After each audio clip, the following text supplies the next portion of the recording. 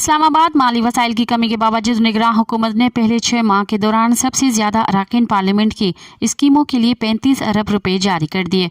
Planning commission की जानिब से जारी करदा एदाद शुमार के मुताबिक मुल्क में तरक्याती सरगर्मियाँ शदीद मंदी का शिकार हैं, जिसके सबब वजह से माली साल की पहली छमाही में महज 40% की बजाय सिर्फ 16% तरक्याती फंड खर्च हो सके। प्लानिंग कमीशन की जानिब से मंजूर शुदा कानून के मुताबिक रवा माली साल की पहली छमाही में तरक्याती बजट के लिए 150 अरब रुपए ही खर्च हो सके। साबिक हुकूमत ने रवा माली साल के लिए 940 अरब रुपए की रकम मुख्तस की थी। प्लानिंग कमीशन के मुताबिक निगरान हुकूमत ने 6 माह के दौरान SDGs अरकान पार्लियामेंट की स्कीमों के लिए 35 अरब रुपए जारी किए हैं।